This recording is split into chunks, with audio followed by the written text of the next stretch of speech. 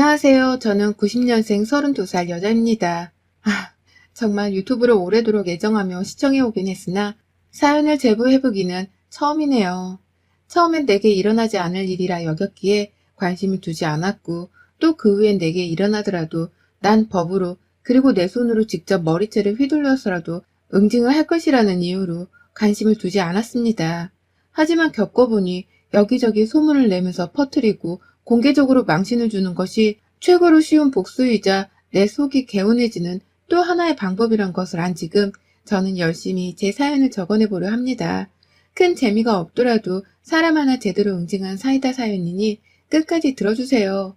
댓글에 저 따라 욕도 좀 많이 남겨주시고요. 요즘 집 구하기 힘들고 취직하기 힘들다면서 결혼 미루는 젊은 분들이 많으시죠? 못하거나 아예 안 하려는 분들도 많으시고요. 그런 추세를 거슬러 저는 3년 전에 결혼을 했습니다. 제가 20대 때였고 남편은 당시 30 초반이었는데 남편이 그렇게 결혼을 서두르더라고요. 원래 연애 초부터 애정 표현이 지나칠 정도로 많고 또 연인에 대한 관심이 적극적이었던 사람이긴 했습니다. 연애를 1년 반 정도 했는데 사귀기로 한 첫날부터 제 손을 잡았고 이튿날이 채 되기도 전에 퇴근하는 저를 데리러 와서는 회사 앞에서 키스를 하더라고요. 연애 초였고 저도 남편을 이성적으로 좋아하는 마음이 컸었기 때문에 당신은 스킨십이 잦으면 잦을수록 좋다고 생각을 했어요. 저 좋다고 옆에서 자꾸만 애정 표현을 하는 이 사람과는 평생토록 외로울 일이 없겠다 싶기도 했고 그래서 그 흔한 커플들 사이의 애정 표현 문제 같은 걸 전 따로 고민하거나 생각해보지를 않고 살았습니다. 그럼에도 아주 약간 스킨십으로 인해서 당황스러웠던 적을 꼽으라면 사귄 지 3개월도 되지 않았는데 자기 차 트렁크에 1박 2일 여행을 떠날 준비를 하며 옷가방을 챙겨놨던 것, 그리고 정말로 저한테는 한마디 상의도 없이 잠자리를 한번 가져보려 저를 데리고 강원도로 금요일 퇴근길에 여행을 떠났던 것이었어요. 다행히 제가 진지하게 이런 식의 진도를 빼는 건 내키지 않는다고 거부를 했기 때문에 정말로 단 둘이서 손만 잡고 잠이 들기는 했는데요. 그날 차 안에서 저는 내내 이 사람이 혹 변태는 아니겠지 하는 생각이 들더라고요. 그 당시에도 데이트 폭력 같은 건 간간히 일어나면서 사회적 문제로 대두가 되고 있던 상황이었기 때문에 제가 더 이런 걱정을 했었던 것 같습니다. 하지만 그래도 제가 싫다는 말에 제 손에 털끝 하나를 건들지를 않고 또 그 후로는 1박 2일 여행 같은 건 입 밖으로도 꺼내지를 않길래 걱정을 더 하지는 않았어요. 오히려 제 말을 잘 들어주는 게 착해 보였고 오히려 그 후엔 제가 남편을 더 믿음직스러워하며 좋아라 했던 것 같습니다. 결혼 후 결혼을 하면서도 남편하고는 애정전선에 아무 이상이 없었습니다. 저를 좋다고 밤마다 가만 놔두질 않는 남편이라 나름 신혼도 정말 짜릿하게 잘 보냈고 제가 생각해도 저희 두 사람은 서로를 많이 사랑하고 아낀다 싶었어요. 양가 부모님이 다 지방에 살고 계셨기 때문에 명절 말고는 주변 어른들을 뵐 일도 없었고 그래서 온전히 저희 두 사람의 관계에 집중을 하며 살 수 있었습니다. 시집살이 문제로 결혼 생활을 힘들어할 일도 없었을 만큼 시부모님이 잘해주셨고 남편도 저랑 같이 맞벌이로 돈을 벌어오면서 약간의 야근이 잦은 것 말고는 집안일도 잘 도와주고 저하고의 스킨십을 꾸준하게 이어가며 하고 있었기 때문에 전적으로 남편을 믿어왔어요. 다른 꿍꿍이가 있었을 것이라고는 감히 단 한 번도 생각을 해보지 못하고 살았어요. 그러다 모든 불행이 갑자기 찾아왔어요. 해 쨍쨍한 날의 갑작스러운 우박마냥 제 인생을 아주 송두리째 바꿔놓은 사건이었죠.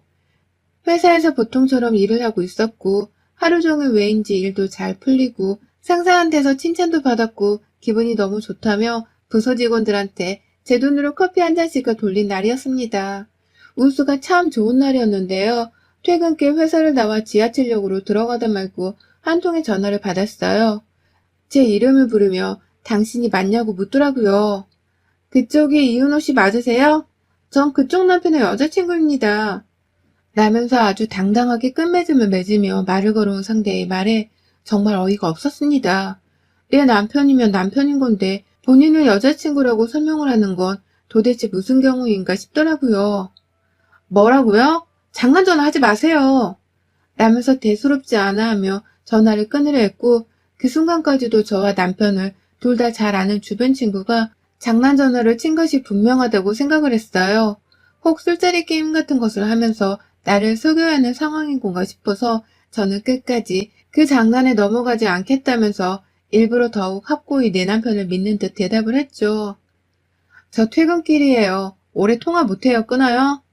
라면서 수화기를 제멋대로 끊어버리라는 그때 상대방 여자가 본인의 이름까지 밝히면서 자기소개를 하더니 급기야 정말 충격적인 말을 내뱉더라고요. 나 김주영이고 당신 남편이랑 진지하게 교제한 지 이제 1년 좀 넘었고 지금 당신 남편 애를 가졌어요. 임신 6개월이래요. 낳을 예정이고 지금 애 아빠랑은 함께 살림 차리고 살 준비를 하는 중이에요. 내가 그냥 애 아빠한테 맡기고 넘어가려 했는데 하도 이혼을 빨리 안 하길래 그냥 하는 수 없이 내가 직접 나서보기로 했어요. 이혼 언제 해줄 거예요? 언제 하려고 계속 이렇게 뜸들이는 거예요? 애 아빠가 나에 대해서 말을 하긴 했죠? 라고 말입니다. 내 남편의 아이를 가졌다는 김주영 씨의 말이 모조리 다 충격이었는데 교제를 한 지 1년이 좀 넘었고 애 아빠라고 부르는 내 남편이 나하고 이혼을 할 생각까지 하고 있었다니 믿을 수가 없었습니다. 너무 놀라서 일방적으로 제가 전화를 끊었어요. 그런데 그러자마자 제 핸드폰 문자로 사진 하나가 전송되었더라고요. 누가 봐도 임신한 것으로 추정되는 임산부의 배 사진 말입니다. 김주영 씨가 자기 말을 믿어달라고 보낸 것이 분명했어요. 그리고 전 그 자리에서 더는 걷지를 못한 채 지하철 여간에 의자 위에 앉아 한참을 구역질이 나오려는 걸 참아가며 앉아 있었습니다. 김주영이란 여자가 남편한테 제게 전화를 했단 말을 한 건지 남편도 제게 몇 통이나 전화를 걸어왔어요. 문자로는 어디냐고 나랑 얘기를 좀 하자면서 자꾸만 제 답장을 기다리지 못한 채 똥 마려운 강아지 마냥 문자를 보내오더라고요. 그리고 그날 저는 참 운수가 좋았던 날이었는데 집에 가자마자 남편으로부터 이혼을 해달라는 소리를 들었습니다.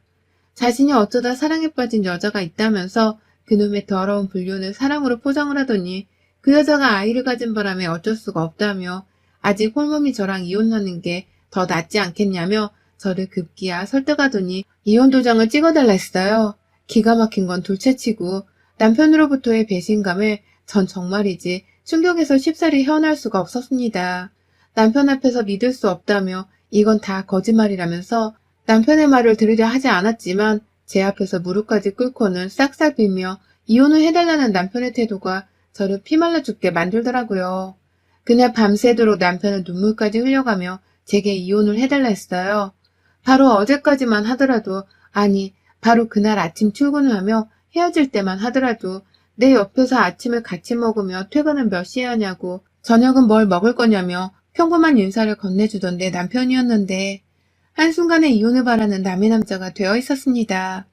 그간 1년이란 시간을 넘게 날 속이며 두 여자와 두 집 살림 가까운 걸 했단 사실만으로도 저는 더 이상 남편이 더럽고 불결해서 한 침대에서 함께 부부로 살 수가 없었어요. 정말 억울하고 얄밉고 죽이고 싶었지만 방법이 없었습니다.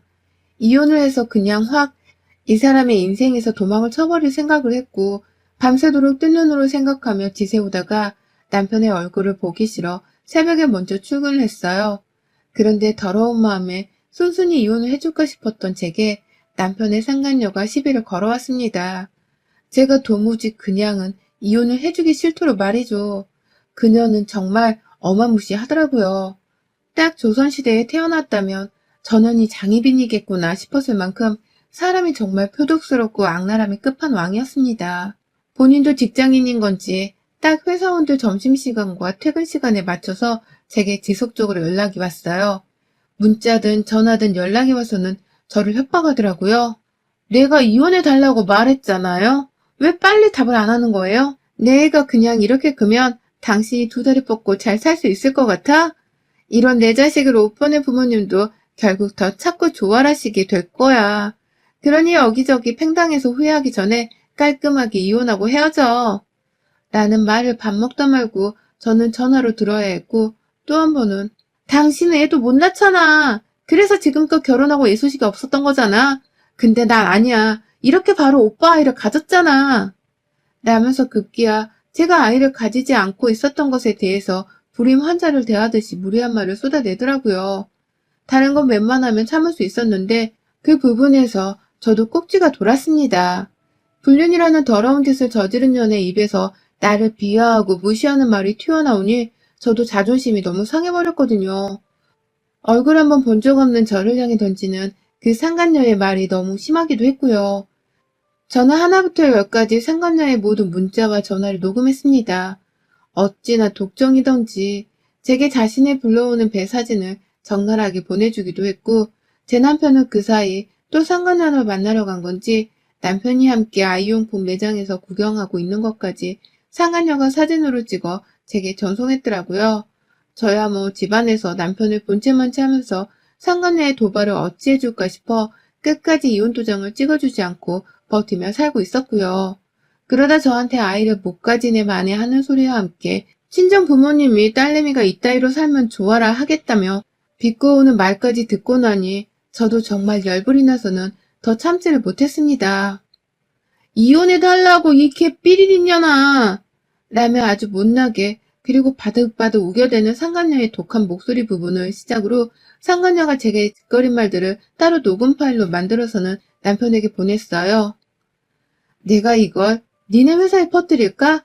아니면 상간녀를 만나서 한마디 조용히 타이르고 합의를 할까?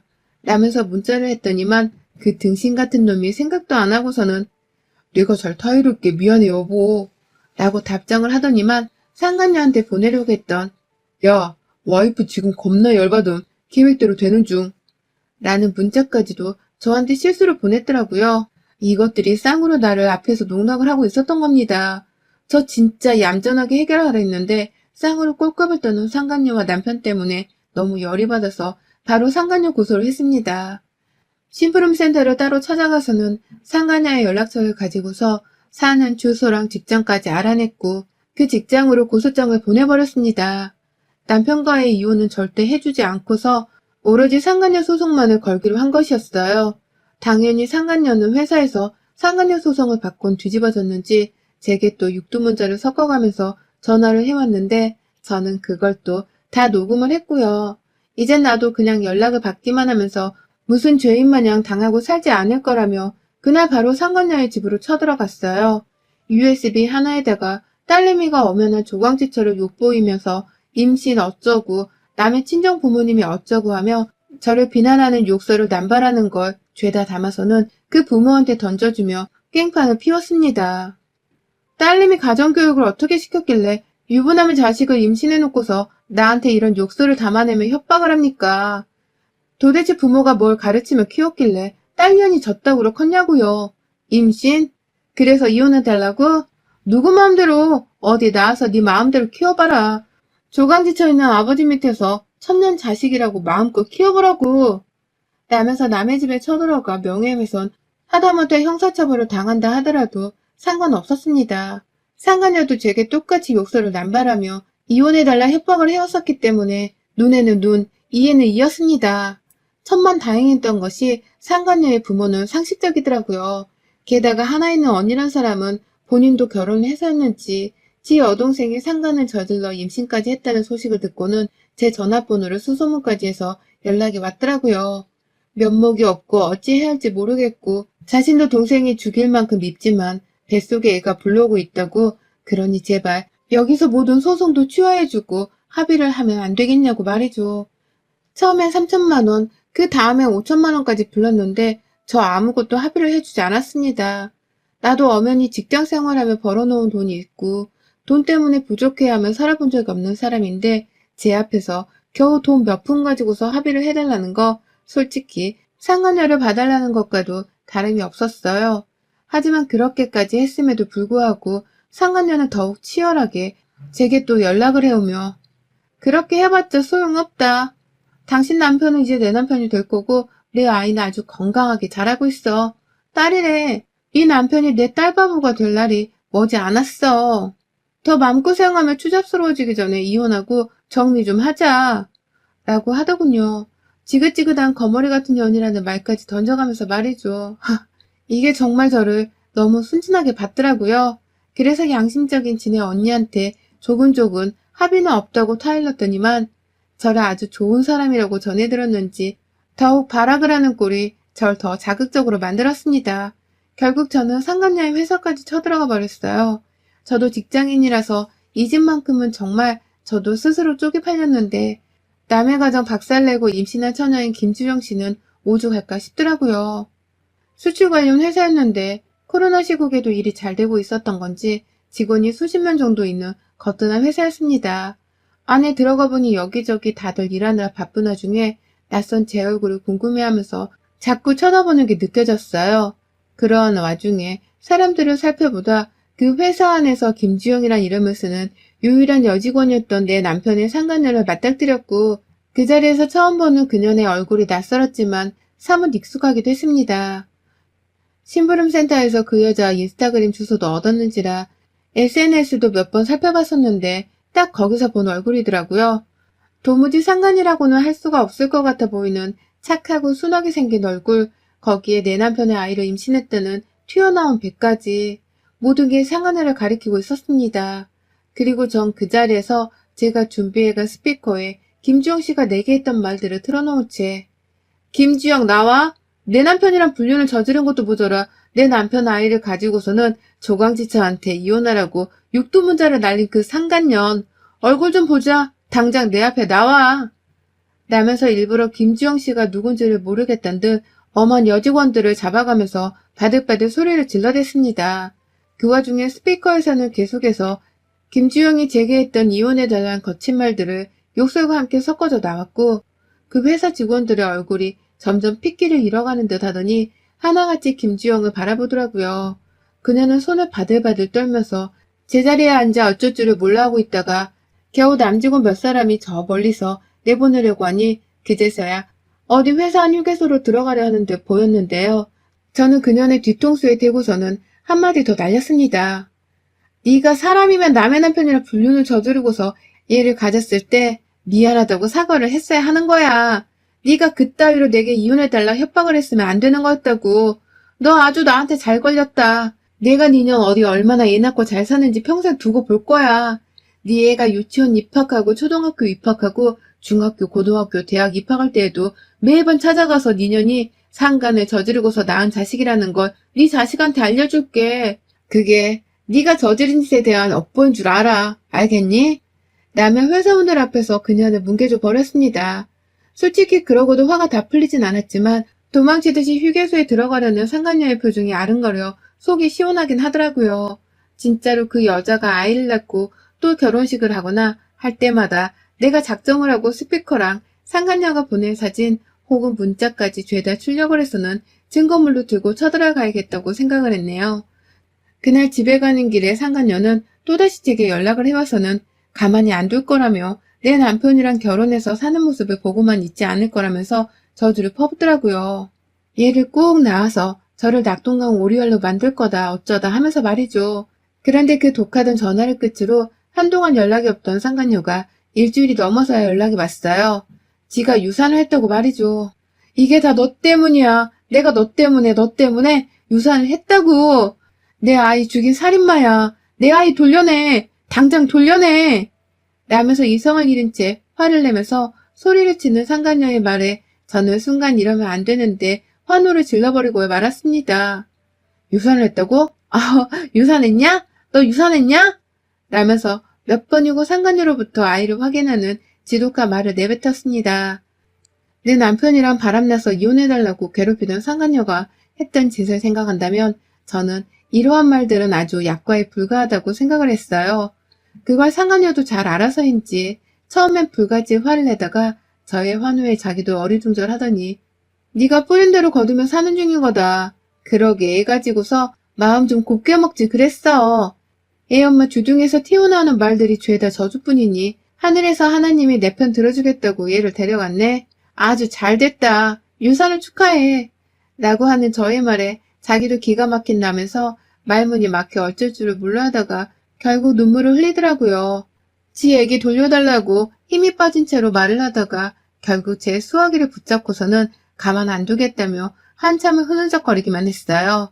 그런 상간녀에게 저는 어떻게든 내 핑계를 대면서 얘를 되찾고 싶으면 마음대로 해봐.